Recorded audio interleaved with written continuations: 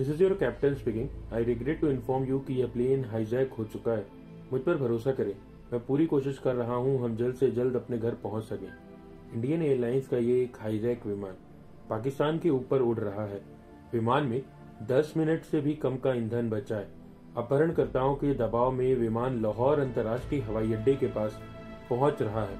Captain Pakistani ATC से landing की मंजूरी मांगते हैं, लेकिन वो इनकार कर देते हैं। लाहौर ने अपना पूरा हवाई क्षेत्र बंद कर दिया है। उन्होंने हवाई अड्डे पर रनवे की लाइट्स भी बंद कर दी हैं और सभी नेविगेशनल सिस्टम को भी बंद कर दिया है। पाकिस्तान ने विमान को मार गिराने की धमकी दी। विमान दुश्मन क्षेत्र में उड़ रहा था। अपहरणकर्ता मांग करते हैं कि विमान को तुरंत उतारा जाए। कैप्टन को दूरी पर लाइट की एक लंबी लाइन दिखाई देती है। पायलट ने रनवे को देख लिया है।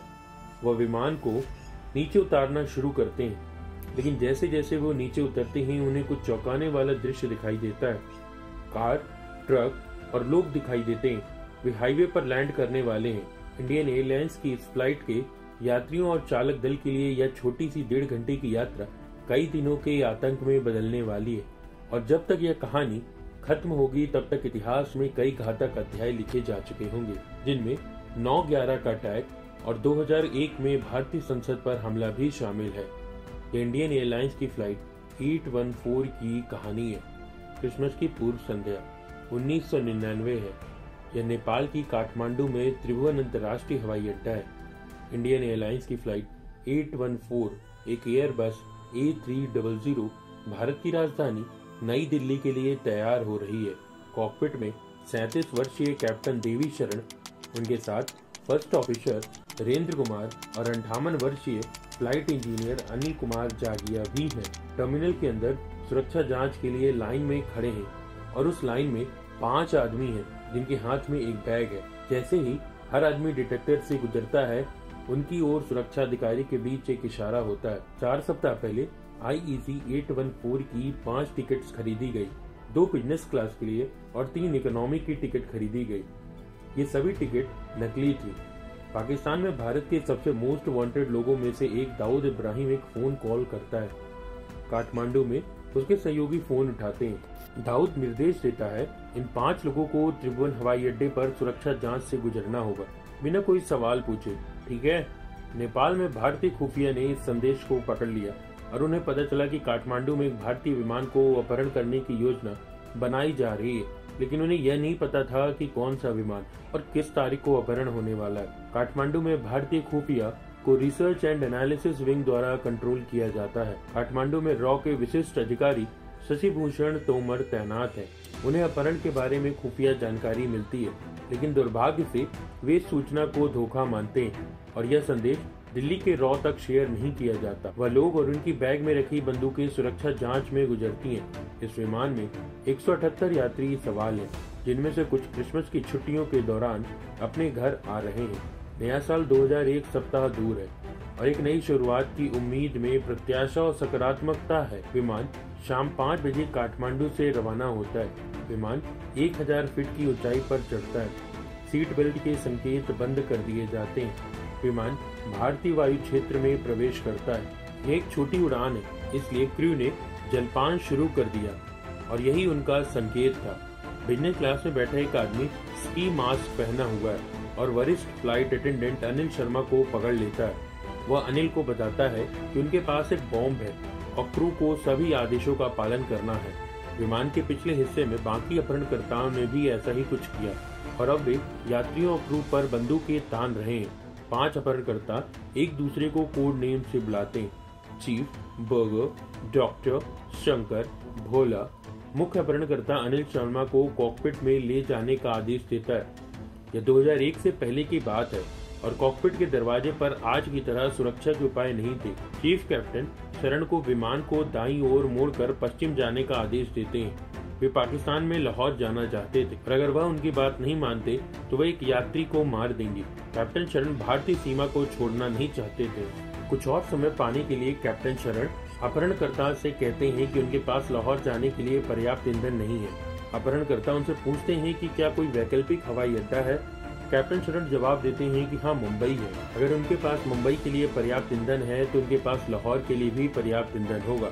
केबिन के अंदर यात्रियों को अलग किया जा रहा है। पुरुष यात्रियों को विमान के आगे की तरफ ले जाया जाता है और महिला यात्रियों को और बच्चों को पीछे की तरफ ले जाया जाता है। कॉकपिट में वापस आकर अपहरणकर्ताओं की नजरों से बचकर कैप्टन शरण ट्रांसपोर्टर को हाईजैक कोड 7500 पर सेट करते हैं। इसे भारतीय एटीसी को पहली बार पता चलता है कि I-814 को हाईजैक कर लिया गया है। इस समय 4:40 है। विमान बिना किसी योजना के दाईं ओर मुड़ता है। अपहरणकर्ता कैप्टन को दिल्ली एटीसी से बात करने की अनुमति नहीं देते। एटीसी सिर्फ इतना देख पाती है कि प्लेन हाईजैक हो चुका है। विमान अब पाकिस्तान की ओर जा रहा है। दिल्ली एटीसी केंद्रीय सचिव प्रभात कुमार की अध्यक्षता वाले केंद्र सरकार की क्राइसिस मैनेजमेंट ग्रुप से संपर्क करती है। दुर्भाग्य से सीएमजी को बुलाने में लगभग 1 घंटा लग जाता है और न तो भारत के खुफिया ब्यूरो को ही न रिसर्च एंड एनालिसिस विंग को सूचित किया जाता है और न ही भारत के खुफिया विभाग को और न ही रिसर्च एंड एनालिसिस विंग को अभी तक कोई सूचना मिलती है। इस समय भारत सरकार की ओर से कोई भी व्यक्ति कैप्टन शरण की मदद के लिए नहीं आ रहा है और वो नहीं चाहते कि विमान भारतीय सीमा से बाहर जाए। उसका मानना है कि जब तक विमान भारत में है, भारतीय सुरक्षा बल अपहरणकर्ताओं से निपटने और बंधकों को मुक्त करने में सक्षम होंगे और समय पाने के लिए और विमान को लंबे समय तक सीमा के भीतर रखने के लिए विमान की गति 40% से भी कम कर दी जाती है। विमान अब पंजाब के ऊपर उड़ रहा है और यह पाकिस्तान सीमा के पास पहुंचता है। विमान अपहरण कोड को ट्रांसमिट कर रहा है, इसलिए लाहौर को पता चल जाता है कि भारतीय विमान का अपहरण कर लिया गया है। पाकिस्तान और भारत के बीच दोस्ताना संबंध नहीं है। उन्होंने 5 महीने पहले ही कारगिल में युद्ध लड़ा है। विश्वास बहुत ही कम है। कैप्टन शरण लैंडिंग क्लियरेंस का अनुरोध करते हैं, लेकिन पाकिस्तान विमान को अपने क्षेत्र में स्वीकार करने से साफ इनकार कर देता है। पाकिस्तान एक कदम और आगे जाता है, फिर पूरे लाहौर एयर स्पेस की लाइट्स को भी बंद कर देता है। अमृतसर हवाई अड्डा सिर्फ 5 मिनट की दूरी पर है, लेकिन अपहरणकर्ता विमान को भारत में उतरने नहीं देंगे। अब उनके पास असली में ईंधन कम होने लगता है। आधा घंटा बीत जाता है। विमान भारत पाकिस्तान सीमा पर चक्कर लगाता रहता है। कैप्टन शरण ने अमृतसर एटीसी को कॉल किया कि हमारे पास केवल 1 घंटे का ही विमान में ईंधन बचा हुआ है। लाहौर हमें अपने हवाई क्षेत्र में प्रवेश नहीं करने दे रहा। अमृतसर एटीसी के पास अपहरण से निपटने का कोई ट्रेनिंग या अनुभव नहीं था और उन्हें केंद्र सरकार से कोई निर्देश नहीं मिला था। भारत से कोई मदद न मिलने पर कैप्टन शरण ने मामले को अपने हाथों में ले लिया और वह अपहरणकर्ताओं को समझाते हैं क्योंकि पाकिस्तान उन्हें अपने क्षेत्र में प्रवेश करने की अनुमति नहीं दे रहा और उनके पास ईंधन की बहुत कमी है। इसलिए केवल 2 ही विकल्प है, या तो अमृतसर पर लैंड करना या तो विमान को जमीन पर क्रैश करना। और विकल्प न होने पर अपहरणकर्ता भारत में उतरने के लिए सहमत हो जाते हैं। विमान भारतीय समय अनुसार शाम 6:40 पर लाहौर से 50 किलोमीटर पूर्व अमृतसर के राजा सांसी हवाई अड्डे पर उतरता है। भारत के अंदर भारतीय कमांडो के लिए बंधकों को मुक्त करने का सबसे अच्छा मौका है, लेकिन इसके बाद जो होता है वो एक ऐतिहासिक ब्लंडर है। अमृतसर में क्राइसिस टीम को शाम 6:40 पर दिल्ली से पहला निर्देश मिला। उन्हें लंबे समय तक ईंधन भरने और किसी भी कीमत पर विमान को उड़ान भरने से रोकने का आदेश दिया गया। पंजाब पुलिस को अपहरणकर्ताओं से उलझने का कोई भी आदेश नहीं दिया गया। उन्हें भारतीय कमांडो के अमृतसर पहुंचने का इंतजार करने का निर्देश दिया गया। कमांडो अभी भी 500 किलोमीटर दूर दिल्ली में है। अपहरणकर्ता निराश हो रहे हैं। विमान में ईंधन नहीं भरा जा रहा। वे विमान में सवार लोगों को मारना शुरू करने की धमकी देते हैं। धमकी दिल्ली को चिंतित करती है। दिल्ली अमृतसर क्राइसिस टीम को विमान में ईंधन ट्रक भेजने का आदेश देते हैं, लेकिन ट्रक के अंदर पंजाब कमांडो को भेज देते हैं। उन्हें टायरों को काटना है और ट्रक को विमान के सामने इस तरह से रखना है कि वह उड़ान न भर सके। स्थानीय कमांडो के साथ ईंधन ट्रक विमान के पास आना शुरू करता है। ट्रक बहुत तेजी गति से आ रहा है। एटीसी को चिंता है कि इतनी तेजी गति से चलने वाले ट्रक अपहरणकर्ताओं को संदिग्ध बना देगा। वे ड्राइवर को धीमे करने का आदेश देते हैं। यह आदेश ड्राइवर को भ्रमित करता है और वह अचानक से रनवे के बीच में ट्रक को रोक देता है। ट्रक का यह रैंडम रुकना अपहरणकर्ताओं को चिंतित करता है। उन्हें यकीन हो जाता है कि भारतीय विमान पर हमला करने वाले और वे घबरा जाते हैं। कैप्टन को तुरंत टेक ऑफ करने का आदेश देते हैं। विमान में ईंधन नहीं बचा हुआ है। अपहरणकर्ताओं और चालकों के बीच गतिरोध और शुरू हो जाता है, लेकिन यह गतिरोध घातक परिणामों में समाप्त होगा। अपहरणकर्ताओं में से एक डॉक्टर बिजनेस क्लास केबिन में जाता है। वह अपने हनीमून से लौट रहे 25 वर्षीय रूपिल कटियाल को चाकू से मार देता है। कॉकपिट में मुख्य अपहरणकर्ता उल्टी गिनती शुरू करते हैं। और अगर विमान 10 तक गिनने तक उड़ान नहीं भरता तो वो और लोगों को मारना जारी रखेंगे। 1, 2, 3, 4, 5। कैप्टन के पास कोई विकल्प नहीं बचा है। वे बिना किसी इच्छा से ATC को घोषणा करता है कि वे उड़ान भर रहे हैं। We are landing now, we are dying now, we are heading towards Lahore. विमान भारतीय धरती से आखिरी बार उड़ान भरता है और जैसे ही विमान उड़ान भरता है, दिल्ली में ATC कमांडो अमृतसर पहुंचते हैं। नेपाल में रॉ के अधिकारी शशि भूषण तोमर को याद करें, जिन्हें कुछ सप्ताह पहले ही सूचित किया गया था कि विमान अपहरण होने वाला है। किस्मत से शशि भूषण तोमर इसी विमान में यात्रा कर रहे हैं। प्रधानमंत्री के सचिव NK सिंह की बहन से विवाहित है। आरोप है कि NK सिंह ने अपनी बहन की सुरक्षा को सुनिश्चित करने के लिए विमान में कोई कमांडो ऑपरेशन नहीं होने दिया। हालांकि लाहौर एयर स्पेस पहले ही बंद हो चुका है, लेकिन कैप्टन इसे अनदेखा कर देते हैं और सीमा पार कर जाते हैं। पाकिस्तान ने धमकी दी कि अगर वे उनके क्षेत्र में उड़ान भरना जारी रखते हैं तो विमान को मार गिराया जाएगा। विमान को उतरने से रोकने के लिए पाकिस्तान ने हवाई अड्डे की अपनी लाइट्स भी बंद कर दी। कैप्टन पाकिस्तान ATC से बार बार कहते हैं कि please let us land, we don't have any fuel. Captain अनुमति के लिए विनती करते हैं। कॉकपिट में कम ईंधन की चेतावनी बजने लगती है और ईंधन के 5 मिनट बचे होने पर कैप्टन शरण जोखिम भरा फैसला करते हैं। उन्हें दूर से दिख रही रोशनी की एक पंक्ति दिखाई देती है जिसे वे हवाई अड्डा मानते हैं। वे उस ओर उतरना शुरू करते हैं। जैसे जैसे वे करीब आते हैं, उन्हें सड़क पर कार, बाइकें और लोग दिखाई देते हैं। पाकिस्तान को डर है कि लाहौर के बीच में एक भारतीय विमान को दुर्घटनाग्रस्त कर सकते हैं। इस बजाय विमान को उतरने की अनुमति देने का फैसला करते हैं। नेविगेशनल लाइट्स और रनवे की लाइट को फिर से चालू कर दिया जाता है। विमान शाम को 8 बजे लैंड करता है। विमान को तुरंत ही पाकिस्तान कमांडो ने घेर लिया है। कैप्टन शरण पाकिस्तान से सीढ़ियां भेजने की अनुरोध करते हैं ताकि महिलाओं, बच्चों को और घायल यात्रियों को विमान से उतारा जा सके, लेकिन पाकिस्तान मना कर देता है। वे नहीं चाहते हैं कि अपहरणकर्ता में उनका कोई लेना देना हो और वे चाहते हैं कि विमान जल्द से जल्द यहां से रवाना कर दिया जाए। वापस केबिन में घायल यात्री खून से लथपथ है। पाकिस्तान ATC ने कैप्टन को बताया कि we give you fuel if you want, लेकिन हम बस इतना ही करेंगे। उन्होंने यात्रियों को उतरने की अनुमति नहीं दी। 3 घंटे बाद और ईंधन से भरे टैंक के साथ I-814 रात के अंधेरे में उड़ान भरता है। भारत में वापस कुछ यात्रियों के मारे जाने की संभावना ने विमान में सवार लोगों और परिवार के रिश्तेदारों में दहशत फैला दी। अपहरणकर्ताओं ने विमान को काबुल, अफगानिस्तान ले जाने का आदेश दिया, लेकिन काबुल में रात को उतरने की कोई सुविधा ही नहीं थी, इसलिए उन्होंने ओमान को चुना। लेकिन पाकिस्तान की तरह ओमान ने भी प्रवेश से इनकार कर दिया। रात के दौरान किसी भी समय अपहरणकर्ताओं द्वारा चाकू मारे गए रुपिन कटियाल ने अंतिम सांस ली। UAE ने विमान को दुबई के पास अल मिनाद एयरफोर्स बेस पर उतरने की अनुमति दी। भारत ने UAE से अनुरोध किया कि वह भारतीय कमांडो को UAE में विमान पर हमला करने की अनुमति दे, लेकिन UAE ने अपनी धरती पर किसी भी कमांडो की कार्रवाई की अनुमति नहीं दी। हालांकि वे ईंधन के बदले कुछ यात्रियों को छोड़ने की बात जरूर कर सकते थे। रुपिन कटियाल का शव भी विमान से उतार दिया जाता है। विमान के पिछले हिस्से में बैठी उनकी पत्नी रचना कटियाल को भी यह नहीं पता कि उनके पति की मौत हो चुकी है। विमान में ईंधन भर दिया जाता है और एक बार फिर से वह उड़ान भरता है।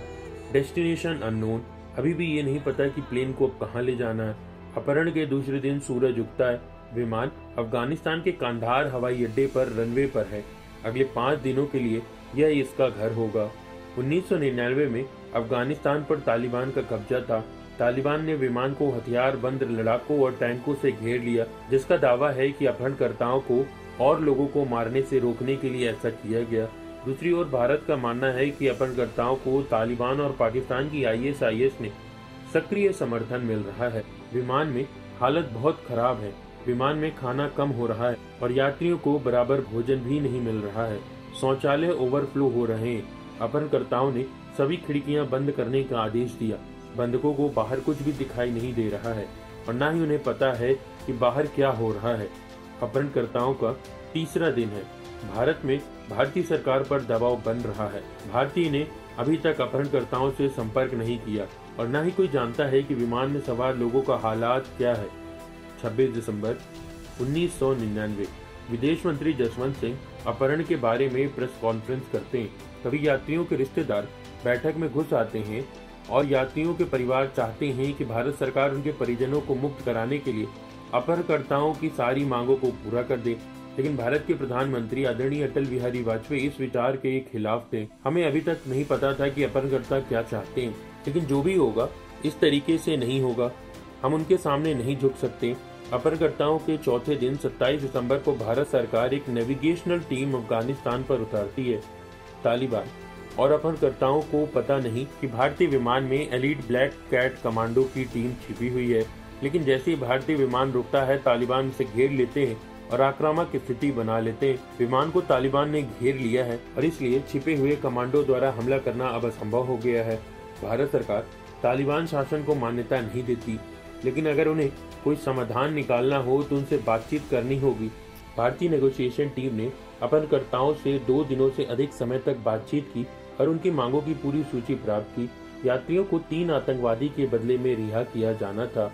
वो 3 आतंकवादी थे: हरकत मुजाहिदीन के फाउंडर मौलाना मसूद अजहर, ब्रिटिश नागरिक अहमद उमर सईद शेख, जो कश्मीर में विदेशी नागरिकों के अपहरण के लिए गिरफ्तार किया गया था और मौलाना मसूद अजहर का फॉलोअर है, और आतंकवादी समूह अल उमर मुजाहिदीन का मुख्य कमांडर मुश्ताक अहमद जरगर। तीनों आतंकवादियों को भारत के विभिन्न हिस्सों में जेलों से रिहा किया जाने लगा। एक विमान में सवार होते हैं और कांधार के लिए उड़ान भरते हैं। 31 दिसंबर को अपहरणकर्ता सभी यात्रियों को रिहा कर देते। विमान में सवार I-814 के सभी यात्री अपनी आजादी का जश्न मनाते हैं।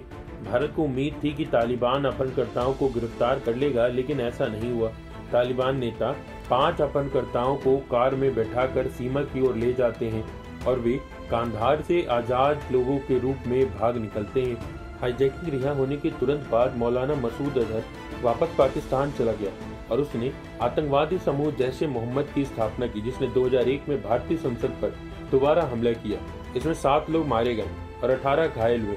अब वो पाकिस्तान में आजाद रह रहा है। उमर शेख को 2002 में डैनियल पकली हत्या के लिए गिरफ्तार किया गया था और उसने यूनाइटेड स्टेट्स ऑफ अमेरिका में 18 सितंबर के हमलों की योजना बनाई थी। मुश्ताक अहमद सरक आतंकवादियों को ट्रेनिंग में सक्रिय भूमिका निभा रहा है। वह पाकिस्तान में आजाद से घूमता है। उसे 2001 में इंडियन एयरलाइंस ने सेवा से हटा दिया था। तो अब आती है प्रश्नों की बारी। तो आपको क्या लगता है कि भारत सरकार द्वारा लिया गया क्या फैसला सही था, या भारत के प्रधानमंत्री की जो सोच थी कि उन्हें आतंकवादियों को रिहा नहीं करना चाहिए था, वो फैसला सही था? क्या आप भारत के दृष्टिकोण से सहमत हैं? मुझे कमेंट सेक्शंस में जरूर बताएं। और अगर आपको यह वीडियो पसंद आया है तो यहाँ एयर इंडिया बोइंग 777 की एक और कहानी है, जिसने सभी नेविगेशनल उपकरणों को खो दिया है और बादलों में फंस गया है। न्यूयॉर्क सिटी में वह लैंड नहीं हो पा रहा है। तो चलिए अब हम वो वीडियो भी देखते हैं। दीजिए मुझे इजाजत। जय हिंद, जय भारत।